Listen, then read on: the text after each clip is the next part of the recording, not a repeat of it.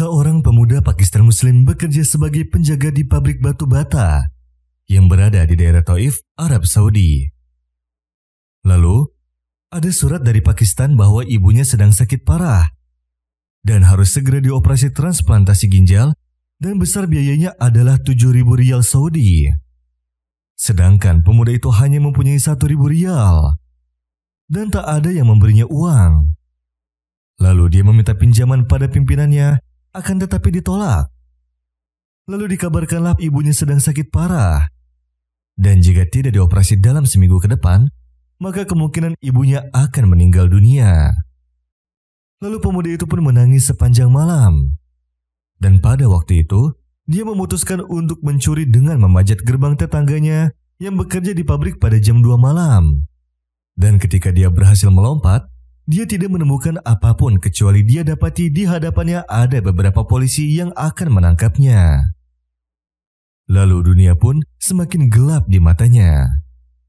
Dan sebelum subuh tiba-tiba para polisi mengembalikan dirinya ke rumah orang yang ingin dia curi hartanya. Setelah itu para polisi meninggalkannya dan kemudian dia merasa sangat takut. Lalu ada orang tua masuk dan memegang tangannya serta mengucapkan salam padanya. Lalu orang tua tersebut membawanya ke masjid bersama untuk sholat subuh, dan setelah itu pemuda Pakistan tersebut melihat orang tua yang sudah memegang tangannya yang sedang duduk di kursi di depan barisan masjid. Lalu ada banyak orang yang tadi sholat dan para murid duduk di hadapannya. Lalu syekh tersebut mulai berbicara tentang Islam dan perkara agama. Lalu tiba-tiba pemuda itu merasa malu dan takut. Lalu ia berkata, "Ya Allah, apa yang telah aku lakukan? Aku hampir saja mencuri sesuatu dari rumah syekh tersebut, yang mana dia sangat dicintai di Pakistan." Dan ketika syekh tersebut selesai mengajar, pemuda tersebut dibawa ke rumahnya lagi. Lalu syekh tersebut memegang tangannya lagi dan mendudukannya di sampingnya. Lalu syekh pun bertanya siapa namanya, serta kenapa dia ingin mencuri. Lalu sang pemuda pun menceritakan kisahnya. Lalu syekh tersebut berkata padanya, "Aku akan memberimu 9.000 rial. 7.000 rial untuk biaya operasi ibumu dan selebihnya untuk digunakan olehmu. Tetapi janganlah engkau mencuri lagi wahai pemuda." Lalu pemuda itu pun mengambil uangnya dan dia mendoakannya. Setelah itu dia pergi ke Pakistan, lalu ibunya pun dioperasi hingga sang ibu pun sembuh. Lalu pemuda itu kembali ke rumah syekh tersebut, lalu dia meminta agar bisa berkhidmah kepadanya atau apa saja. Lalu syekh tersebut menyetujuinya, dan pemuda itu berkhidmah padanya. Dan ketika dia sedang berkhidmah, ada salah satu orang terdekatnya syekh yang berkata kepadanya, bahwasanya ketika dia memanjat gerbang untuk masuk ke rumah, di mana syekh sedang sholat malam, dia mendengar suara di halaman rumahnya. Lalu syekh pun memencet bel yang biasanya ia gunakan untuk membangunkan ketika sholat. Lalu semuanya bangun dan semuanya merasa aneh. Lalu syekh pun memberitahu bahwa dia mendengar sesuatu, lalu memberitahu salah satu penjaga rumah. Dan seketika itu mereka langsung menghubungi polisi. Lalu para polisi langsung datang dan menangkapmu. Dan ketika syekh bertanya tentang kabarmu, mereka menjawab, "Pencuri berusaha masuk, dan sekarang dia dibawa ke kantor polisi." Lalu syekh pun berkata sambil marah, "Tidak, bawalah dia ke sini. Aku yakin dia mencuri karena dia sangat membutuhkan sesuatu." Lalu setelah pemuda itu mendengar ceritanya, dia langsung berkhidmah kepada syekh dengan rasa ikhlas. Hingga akhirnya sang syekh pun meninggal dunia. Ya ayyuhalladzina amanu la tattabi'u khutuwatis syaitan. Wa man yattabi' khutuwatis syaitan fa innahu ya'muru bil fahsya'i wal munkar. ولولا فضل الله عليكم ورحمته ما زكى منكم من أحد أبدا ولكن الله يزكي من يشاء والله سميع عليم ولا يأتل أولو الفضل منكم والسعة أن يؤتوا أولي القربى والمساكين والمهاجرين في سبيل الله وَلْيَعْفُوا وَلْيَصْفَحُوا أَلَا تُحِبُّونَ أَن يَغْفِرَ اللَّهُ لَكُمْ وَاللَّهُ غَفُورٌ رَحِيمٌ. Hiduplah seorang wanita yang berusia 20 tahunan. Dan dia adalah wanita solehah serta taat. Dia sangat cantik, serta mempunyai harta yang banyak.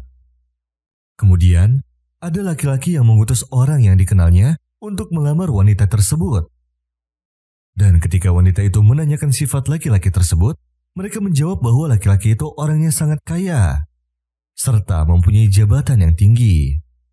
Akan tetapi, dia sering melalaikan ibadahnya. Dia butuh waktu dan pelajaran untuk membenahi sifatnya. Kemudian, wanita itu berkata, "Aku tidak menginginkannya. Yang terpenting bagiku adalah calon suamiku adalah orang yang bisa mengajakku ke surganya Allah. Dan hidupnya di dunia menjadi perbuatan baik." Lalu orang utusan tersebut kembali dan memberitahu kepada laki-laki tersebut dengan membawa kabar yang sudah dikatakan wanita itu. Setelah itu dia merasa sangat kecewa. Kemudian dia marah serta berjanji dan bersumpah bahwa dia akan membuatnya datang untuk tunduk kepadanya. Lalu pemuda itu langsung bergegas pergi menemui seorang penyihir. Kemudian ia menceritakan kisahnya. Dan dia juga menceritakan bahwa dia menginginkan wanita tersebut. Lalu penyihir tersebut pun meminta bayaran yang besar. Dan ketika laki-laki itu menyetujui akan memenuhi semua yang diminta si penyihir, lalu si penyihir pun berkata, "Datanglah lagi kemari besok." Setelah itu keesokan harinya laki-laki itu pergi ke penyihir tersebut. Namun si penyihir itu berkata, "Aku tidak bisa mengganggu dan melakukan apapun kepada wanita ini. Dan aku memberi saran agar mencari penyihir lain yang lebih hebat." Lalu laki-laki itu pergi ke penyihir lain. Seperti apa yang sudah terjadi dengan penyihir yang pertama, terjadi juga pada si penyihir kedua, yang mana ia tidak mampu mengusiknya. Kemudian penyihir itu pun berkata, "Agar apa yang kau inginkan bisa tercapai, pergilah ke penyihir yang sudah mengajarkan kepada kami tentang sihir."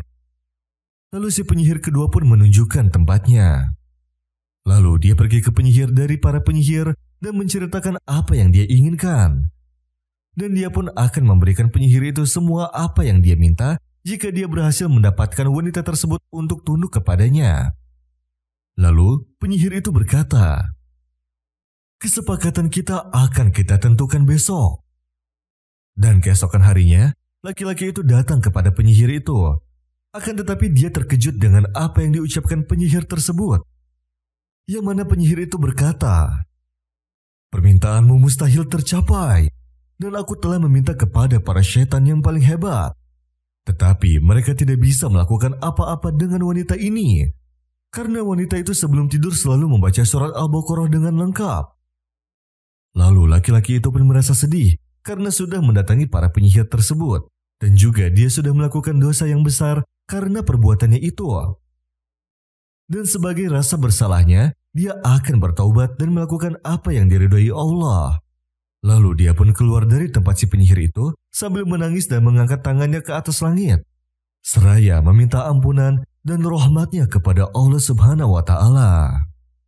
وَاتَّبَعُوا مَا تَتْلُو الشَّيَاطِينُ عَلَى مُلْكِ سُلَيْمَانَ وَمَا كَفَرَ سُلَيْمَانُ وَلَكِنَّ الشَّيَاطِينَ كَفَرُوا يُعَلِّمُونَ النَّاسَ السِّحْرَ وَمَا أُنْزِلَ عَلَى الْمَلَكَيْنِ بِبَابِلَ هَارُوتَ وَمَارُوتَ وَمَا يُعَلِّمَانِ مِنْ أَحَدٍ حَتَّى يَقُولَا إِنَّمَا نَحْنُ فِتْنَةٌ فَلَا تَكْفُرْ فَيَتَعَلَّمُونَ مِنْهُمَا مَا يُفَرِّقُونَ بِهِ بَيْنَ الْمَرْءِ وَزَوْجِهِ وَمَا هُمْ بِضَارِّينَ